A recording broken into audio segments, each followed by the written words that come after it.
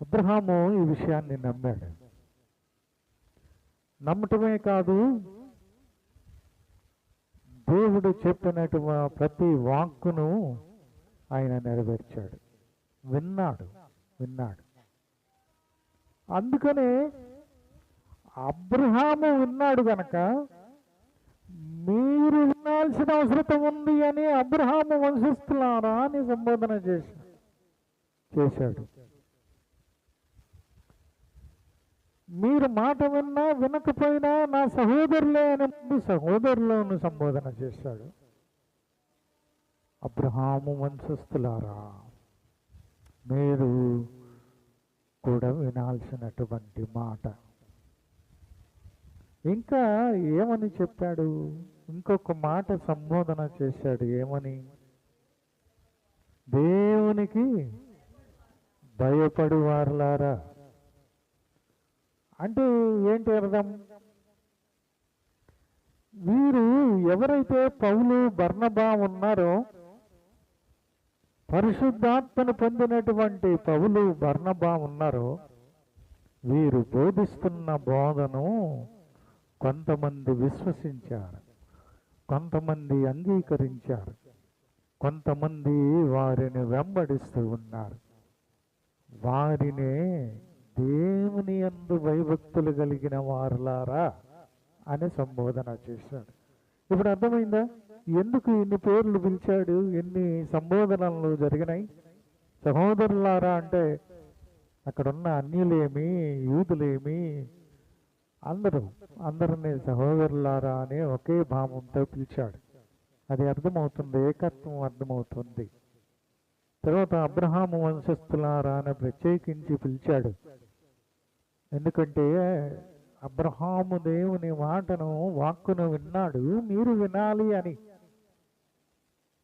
దేవునికి భయపడువారులారా, కొంతమంది అంగీకరించారు గనక వారిని కూడా సంబోధన చేస్తున్నాడు. ఇంకా ఏమని అంటున్నాడు? ఈ రక్షణ వాక్యము మన యొద్దకు పంపబడింది. రక్షింపబడే వాక్యము మన దగ్గరికి వస్తూ ఉంది.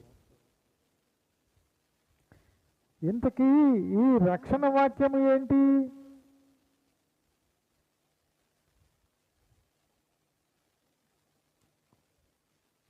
ఈ యెరూషలేములోకు కాపురముండు వారును వారి అధికారులను అయినను ప్రతి విశ్రాంతి దినమున చదువుబడుచున్న ప్రవక్తల వచనములనైనను గ్రహింపక ఆయనకు శిక్ష విధించుట చేత ఆ వచనము నెరవేర్చెను.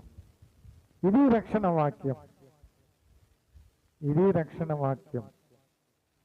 ఏదైతే ప్రవక్తలు ప్రవచించారో, ఏదైతే మనకు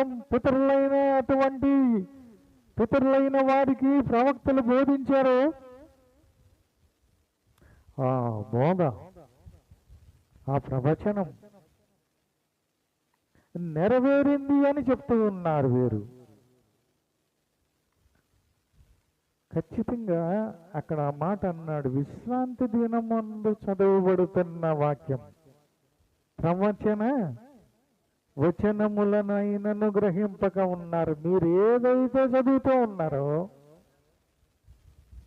మీరు ఏదైతే ప్రతి విశ్రాంతి దినమందు కూడుకొని చదువుతూ ఉన్నారో, దానినే మీరు గైకొనటం లేదు. సహోదరులారా, అబ్రహాము వంశస్థులారా, భయము భక్తి కలిగినటువంటి వారులారా,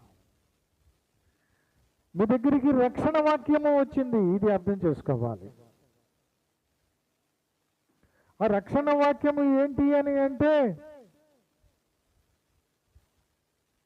ఒకడున్నాడు, ఆయనకు శిక్ష విధించారు. ఆ వచనాలు ఉంటాయి.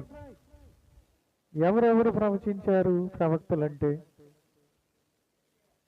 యెషయా ప్రవచన చేశాడు, మోషే ప్రవచన చేశాడు. మీరు నమ్మిన నాయకుడు మోషే. నాలాంటి ప్రవక్త మీలో మీలో ఉదయిస్తాడు, మీలో పుట్టుతాడు. చెప్పలేదా మనిషి? ఇంకా ఎంతోమంది ప్రతి ప్రవక్త బోధించాడు. చెప్పాలి అని అంటే పరిశుద్ధ గ్రంథం అంతా యేసుక్రీస్తునే సూచిస్తూ ఉంది. ప్రభు అయిన యేసుక్రీస్తునే ఈ పరిశుద్ధ గ్రంథము అంతటా సూచిస్తూ ఉంది. మీరు గ్రహింపక ఉండటం లేదు, మీరు గ్రహించటం లేదు. యెషయా అయితే మరింత దగ్గరగా, మరింతగా క్లియర్గా వివరిస్తాడు కదా 53వ అధ్యాయంలో. 53వ అధ్యాయంలో ఎంత క్లియర్గా వివరిస్తాడు. ఈ అబ్రహాము కుమారుడు ఇస్సాకు ఎవరికి సూచన? యేసుక్రీస్తు ప్రభువుకి సూచన. ఇలా చెప్పబడిన వాక్యాలు మీరు గైకొనటం లేదు, మీరు గైకొనటం లేదు. మీరు మీ పితరులు అలాగే చేశారు, మీరు అలాగే చేస్తూ ఉన్నారు అని అంతకుముందు స్టెఫెన్ చెప్పాడు. మీ పితరులు గైకొనలేదు, మీరు అలాగే చేస్తున్నారు. ఆయనైతే ఒక భయంకరమైన వాడాడు కదా. అయితే ఆయనను గూర్చి రాయబడినవన్నీ నెరవేర్చిన తర్వాత ఆయనను మ్రాను మీద నుంచి దింపి సమాధిలో పెట్టారు. ఇది రక్షణ వాక్యం చెప్తూ ఉన్నారు. మేం పొందింది, మేం చూచింది, మేం తెలుసుకున్నది మీకు చెప్తూ ఉన్నాం. మేము కూడా రక్షణ పొందాం, మేము కూడా బాప్తిసం తీసుకున్నాం, మేము కూడా రొట్టె రసాలలో పాలు పంపులు పొందుతున్నాం.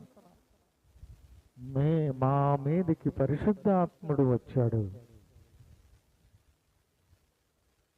ఇవన్నీ మీరు తెలుసుకోవాల్సిన అవసరం ఉంది, ఇవన్నీ మీరు ఆలోచించాల్సిన అవసరం ఉంది.